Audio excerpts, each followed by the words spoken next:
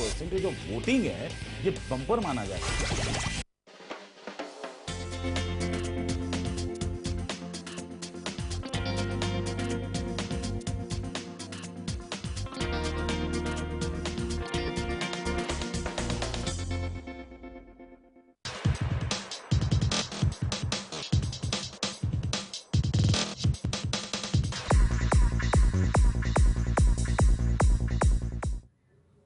Welcome to lemon home chatter. मैं हूं Sudha Singh.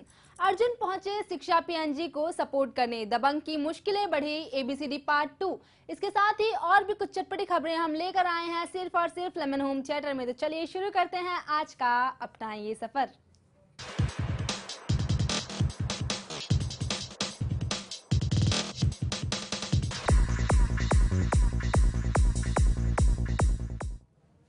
Bollywood actor Arjun Kapoor पहुंचे शिक्षा पीएनजी को सपोर्ट करने। यहां पहुंचे अर्जुन ने बचपन के स्कूल टाइम को भी किया याद।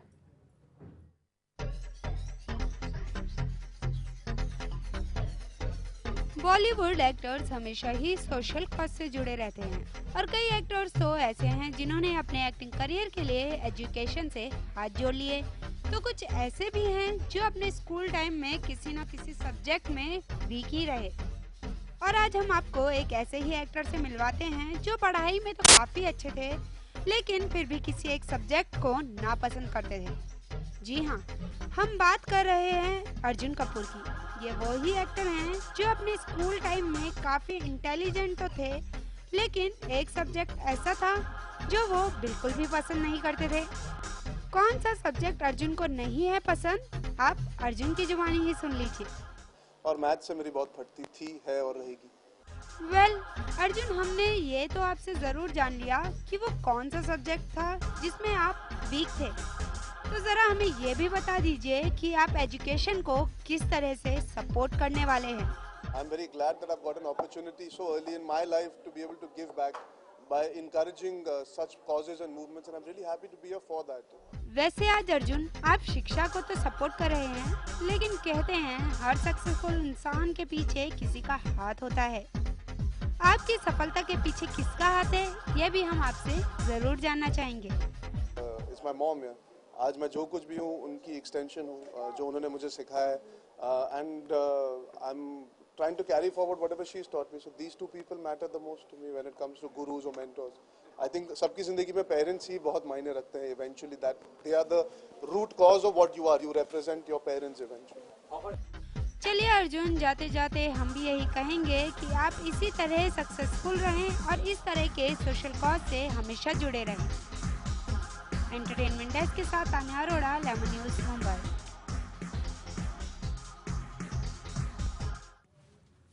अपने समय पर हिट रह चुकी एबीसीडी का दूसरा पार्ट बनने जा रहा है। जी हाँ, इसके डायरेक्टर प्रभुदेवा अब एबीसीडी 2 बनाने जा रहे हैं, लेकिन इस बार इस फिल्म में नजर आने वाले वरुण धवन और श्रद्धा कपूर।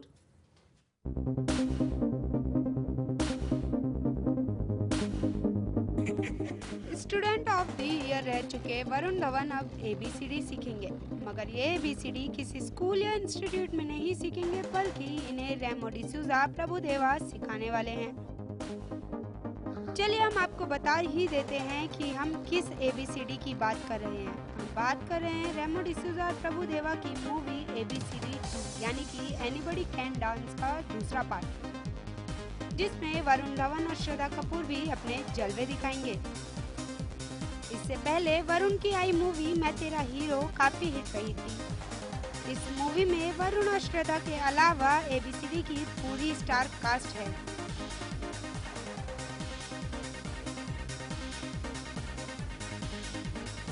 पिछले साल आई मूवी एबीसीडी ने बॉक्स ऑफिस पर काफी धमाल मचाया था। वहीं फिर से एक बार फिर रेमो और प्रभुदेवा धमाल मचाने के लिए बिल्कुल तैयार हैं।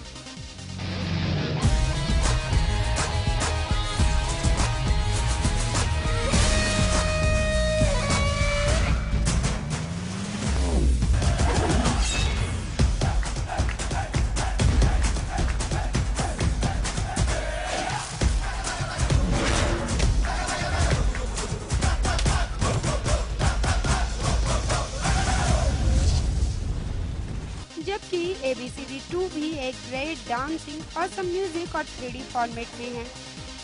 ये फिल्म इससे पहले आई मूवी ABCD का सीक्वल है। इस फिल्म में गणेश आचार्य, धर्मेश, लॉरेन, पुनीत और सलमान यूसुफ खान भी मुख्य भूमिका में हैं।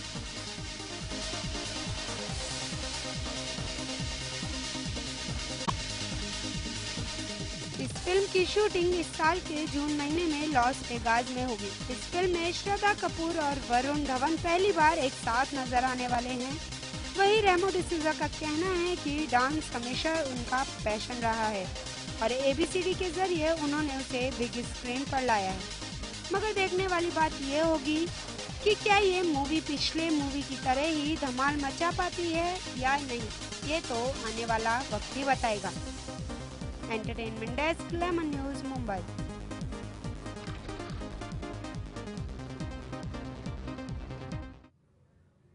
भाई दबंग खान की मुसीबतें हैं कि कम होने का नाम ही नहीं ले रही। उनका हिट एंड रन का केस अब और भी उलझता नजर आ रहा है, क्योंकि इस मामले में 2 गवाहों ने सलमान की कर ली है पहचान।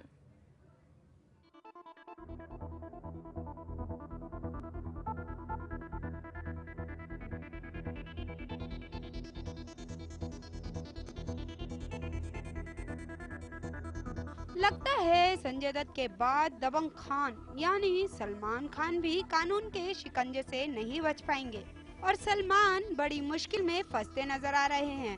जी हाँ, सलमान के हिट एंड रन केस का कोर्ट में दोबारा ट्रायल शुरू हो गया है।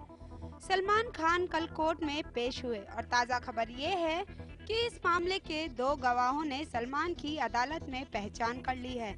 एक गवाह ने कोर्ट में कहा कि एक्सीडेंट के वक्त सलमान इतने नशे में थे कि एक्सीडेंट करने के बाद कार से उतरे और नशे में होने की वजह से गिर पड़े।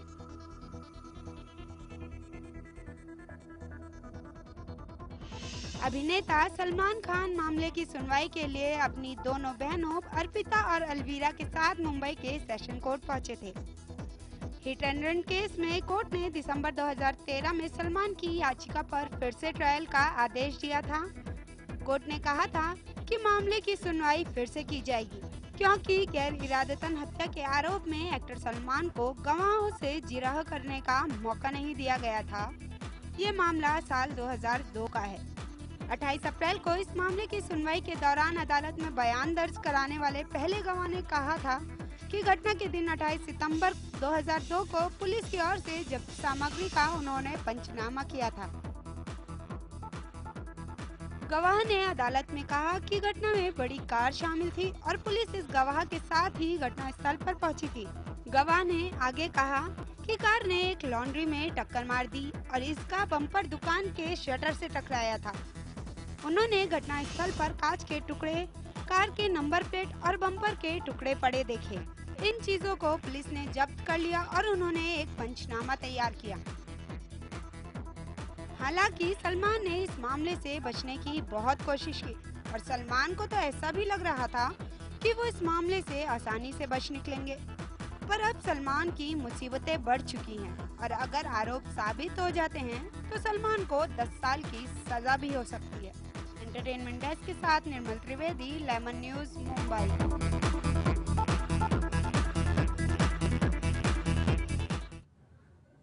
लेमन होम थिएटर में वक्त हो चला है एक छोटे से ब्रेक का, लेकिन आप कहीं मत जाइए, क्योंकि ब्रेक के उस पार और भी खबरें हैं जो कर रही हैं आपका ही इंतजार।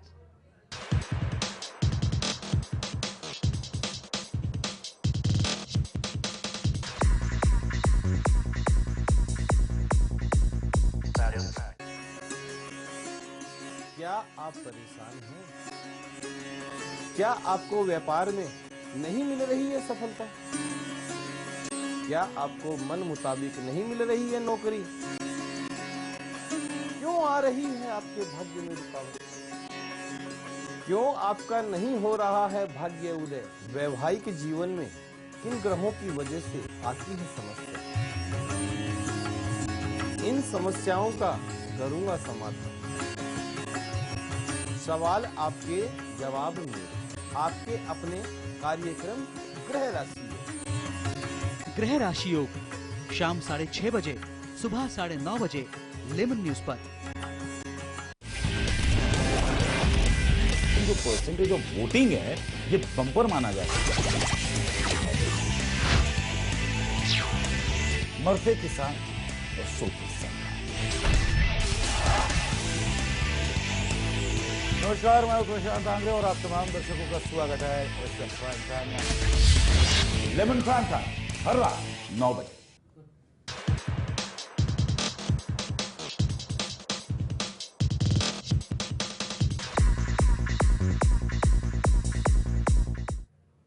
Welcome back to lemon home theatre.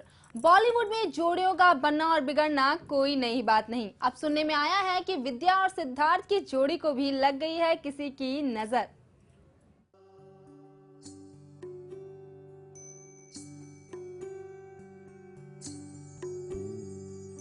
रात हमारी तो चांद की सहेली है, कितनी दिनों के बाद आई वो अकेली है। संझा की बातें भी कोई बुझा दे आज, अंधेरे से जी भर के करनी है बातें आज। अंधेरा रूठा है, अंधेरा बैठा है, गुमसुम सा कोने में बैठा है।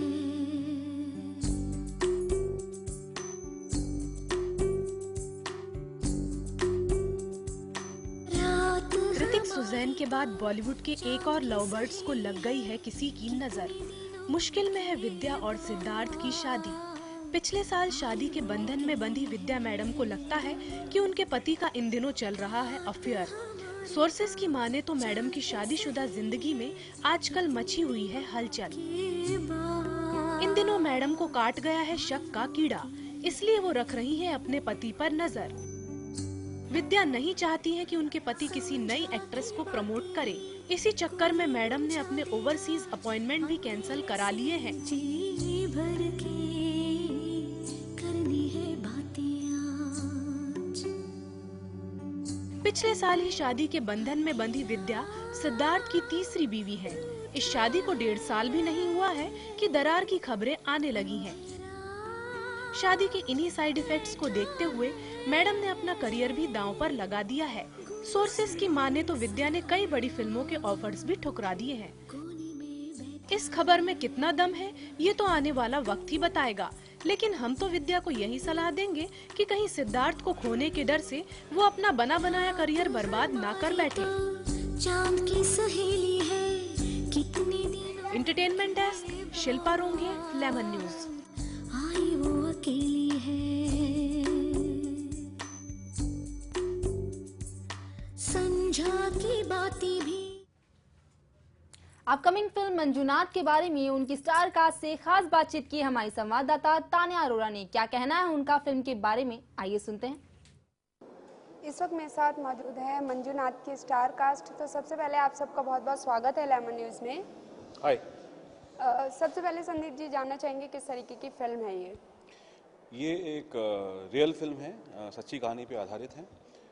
मंजुनाथ षणमुगम के बारे में जो IIM के थे और 2005 में उनको मार दिया गया था। फुली रिसर्च फिल्म है। फिल्म में मंजुनाथ को मार दिया जाता है, उनके मरने के बाद की भी कहानी है, जो जो जो फाइट की गई उनके जस्टिस के लिए। और फिल्म कहीं पर एक बहुत बड़ी फिल्म हो जाती है टुवर्ड्स दी एंड, जहाँ पर मंजुनाथ की कहानी के ज़रिए हम ऐसे किसी भी हीरो की कहानी बता रहे हैं जो एक तरह से विसल ब्लोअर है। तो it's a first real film on a whistle blower in a genuine sense. साशो, आपकी फर्स्ट मूवी है, डेब्यू है, तो कैसा रहा है एक्सपीरियंस? क्योंकि आपके साथ काफ़ी एक्सपीरियंस स्टार कास्ट भी है, तो जानना चाहिए। बहुत बढ़िया रहा। Right from the starting journey से लेके सेट पे जब सीनियर्स थे, यशपाल सर, सीमा मैम, आसिफ जी, इतने सारे सीनियर्स भी थे, उन्होंने कभी मुझे ये फील नहीं कराया कि मैं न्यू कमर हूँ। मतलब जब भी वो इम्प्रोवाइज करते थे, मतलब it was always in the benefit of the scene and also they treated me as a friend. I mean what more can I ask, इससे ज़्यादा मैं क्या पूछ सकता हूँ। और जब रही सर की बात, तो सर ने मतलब एकदम फ्रीडम दी हमें सेट पे भी और रिहर्सल्स के दौरान भी हमने एक्सटेंसिव रिहर्सल्स किए 3-4 महीने और 8-8 घंटे 8-9 घंटे हर एक दिन। और मैं प्रैक्टिकली ऑफिस में रहता था वहाँ पे and we used to rehearse every scene in emotion और that's how and that's what transpired on set पे भी बहुत सारे मतलब फ्रीडम देते थे sir. So it's a fantastic journey. Divya ji आपसे जानना चाहेंगे आपका कैरेक्टर किस तरीके का है फिल्म में? मेरे किरदार का नाम अंजलि है और वो मंजुनाथ की सीनियर थी और जब उन्हें मालूम पड़ा कि क्या हुआ मंजुनाथ के साथ तो किस तरह से वो इस केस को लेती हैं और आगे बढ़ाती हैं इसको, जो एक ज़रूरत होती है एक आपके जज्बे की कि मैं शुरुआत करती हूँ इसकी, चाहे आप उसके लिए क्वालिफाइड हैं या नहीं हैं, वो बड़ा ज़रूरी होता है। So I think Anjali signifies that. आपने काफ़ी करेक्टर्स किए हैं अलग अलग, आपने जर्नलिस्ट का, आपने हर तरीके का करेक्टर हर अलग अलग फिल्म में निभाया, तो कितना चैलेंजिंग होता है एक एक्टर के लिए अलग अलग करेक्टर को प्ले करना? या हर एक की लाइफ के अलग एम्बिशंस होते हैं और मेरा एम्बिशन ये है कि जितना अपने आप को इंटरेस्टिंग रख पाऊँ किरदार के तौर पे, तो वो मुझे अच्छा लगता है कि हर सेट पे जाओ तो कुछ अलग कर रहे हो और अपने आप को रीडिफाइन कर रहे हो, रीडिस्कवर कर रहे हो, और एक ही चीज़ बार बार करते रहो तो एक स्टैग्नेशन आ जाता है और एक मैकेनिकल हो जाता है। तो जिस चीज़ को आप बहुत इन्जॉय करते हैं उसे वो होने का हक नहीं है। सो आई ट्राई कि जितना अलग कर सकूं, जितना डिफरेंट हो, उतना मज़ा आता है। यशपाल जी आपसे जानना चाहेंगे, आप हमने सुना है आप इस फिल्म में एक विलन का किरदार निभा रहे हैं, तो क्या कैरेक्टर है? विलेन सुन के मैं भी ना अभी दुखी हो गया हूँ। विलेन नहीं है आम ही इंसान है, हमारे जैसा ही है, लेकिन भगवान नहीं है, इतना ईमानदार भी नहीं है कि मतलब जीना मुश्किल हो जाए। आज आप देख लीजिए, आज किसी सरकारी ऑफिस में, कहीं भी राजनीति में या पुलिस डिपार्टमेंट में या वकील वकालत के डिपार्टमेंट में कोई एक टोटल ईमानदार आदमी आ जाता है तो सब हिल जाता है, क्योंकि वो सोचते हैं कि ये इडियट है, पागल है, दिमाग खराब है, मतलब समझ में नहीं आ रही इसकी बात, छोटी सी बात है। वो ये नॉर्मल चीज़ें हैं, नॉर्मल थिंग्स हैं सारी। उसी तरीके का ही मेरा करैक्टर है, जो मंजुनाथ को मारता है, ना कि साजिश के थ्रू या उस तरीके से नहीं। वो एक हादसा हो जाता है, डराने आया था या डरा रहे थे, या तो उस तरीके से हादसा हो गया गुस्से में।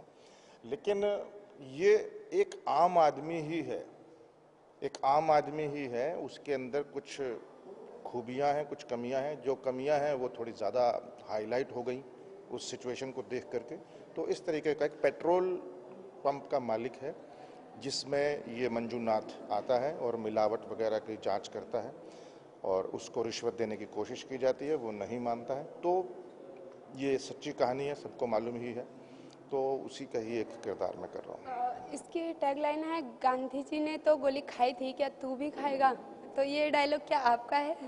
ये डायलॉग आप बताइए किसका हो सकता है? आप ही का होगा वैसे तो, लेकिन हम डायलॉग है। और ये इडियट, मंजुनाथ इडियट था, और इडियट को मिस मत करना प्लीज, गारंटी है आपको मजा आएगा। अच्छा संदीप जी, मैं जाते जाते आपसे जानना चाहूँगी कि क्या ये जो फिल्म है ये किसी करप्शन या फिर पॉलिटिक्स से भी रिलेटेड है?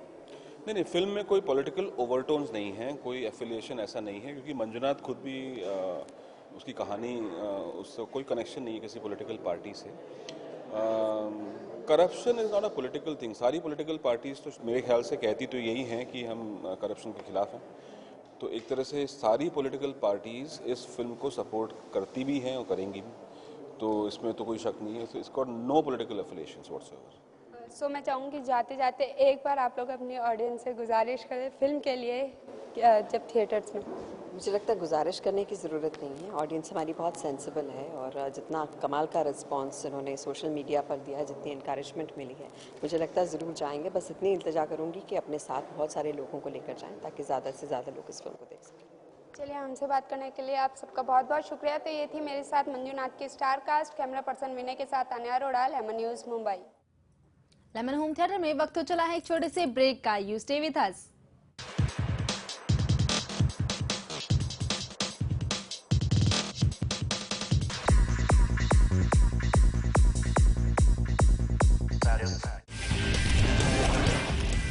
जो परसेंटेज ऑफ वोटिंग है ये बम्पर माना जाता है। मरते किसान और सोते सरकार। नमस्कार, मैं प्रशांत आंग्रे और आप तमाम दर्शकों का स्वागत है एसएम प्राइम टाइम में। लेमन प्राइम टाइम हर रात 9 बजे। अंडरवर्ल्ड की नब्ज पहचानता हूं मैं, हर गैंग के राज जानता हूं मैं। अपराधी छोटा हो या बड़ा, मेरी नजरों से बच नहीं सकता। कहां छिपे हैं देश के दुश्मन, कहां से चलती है कंपनी, कैसे किया मुंबई पुलिस ने कंपनी को खल्लास, दिखाएंगे हम। कहां जुड़े अंडरवर्ल्ड के तार, कौन चला रहा है माफिया नेटवर्क, सबकी खबरें देता हूं मैं।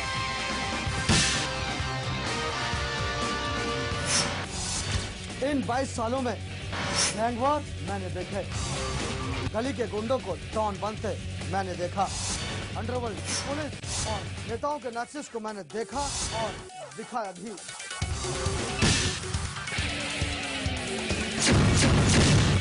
लेमन न्यूज के क्राइम टीम रखेगी अपराध जगत पर पैनी नजर।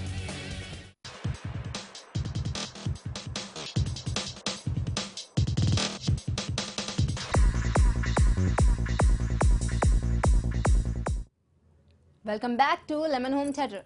मुंबई में हुआ बीच फेयर फैशन शो, जिसे फॉरेन स्टाइल में किया गया प्रेजेंट।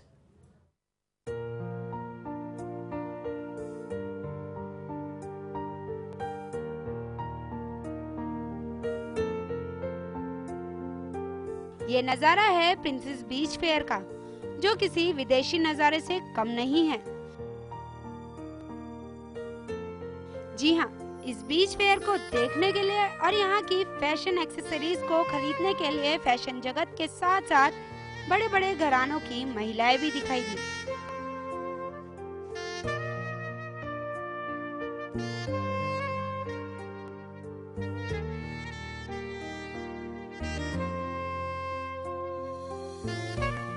राइटिंग एनालिसिस ये एक साइंस है, इसे फॉर्ज नहीं किया जा सकता, क्योंकि कोई भी इंसान हैंडराइटिंग कॉपी कितना भी कर ले, उसका एनालिसिस नहीं बदलता। जैसे फिंगरप्रिंट किसी का सेम नहीं होता, वैसे ही हैंडराइटिंग किसी का भी सेम नहीं होता। तो ये जो पर्टिकुलर साइंस है, ये ऐसा नहीं है कि फ्यूचर बताएगा कि कल क्या होगा या परसों क्या होगा, पर आज आपके साथ क्या हो रहा है वो आपकी पर्सनैलिटी के बारे में। Bags, clutches, anything to do with fashion accessories. Now this brand, basically the designs that you see are all made in Korea. It's completely anti-allergic with no nickel, no lead in it. So basically it doesn't rust very easily, plus it doesn't give allergy to your skin. इस बीच fair में आगे आए fashion designer, jewellery designer व boutique owner ने इसे एक अच्छा प्रयास बताया और साथ ही यह फेयर फैशन को प्रमोट करने का भी बना। और साथ ही यहाँ फेयर फैशन को प्रमोट भी किया। India has been very inspired by the West country, as हम लोग सब लोग को मालूम है। तो हमने क्या किया ना, फ्यूजन थिंग किया। It's like a Indian and a Greece thing mix. So it gives a beautiful collection on the ram and it looks something different. We use a lot of drapes, we use a lot of flowy fabric there, and we do a lot of 3D kind of embellishment. जो हमारी embroidery है वो बहुत अलग है, like it's more Greek and Indian को mix करके हमने वो चीज बनाई है। इस फैशन शो को कामयाब बनाने के लिए विदेशी म्यूजिक का भी आयोजन किया गया था, जिसने इस प्रिंसेस बीच फेयर में 4 चांद लगा दिए। Entertainment desk, lemon News, Mumbai.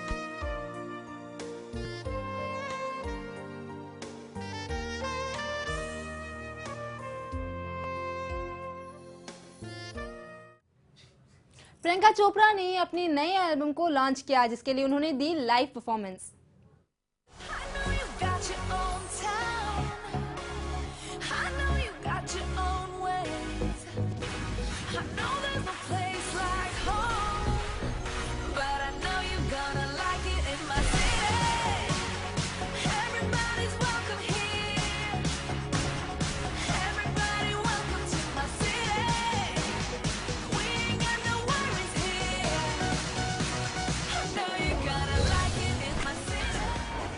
Bollywood की सुपरस्टार एक्ट्रेस पीसी यानी प्रियंका चोपड़ा बॉलीवुड में अपनी अदाकारी का धमाल मचाने के बाद अब सिंगिंग में भी अपना लोहा मनवाने आ रही हैं।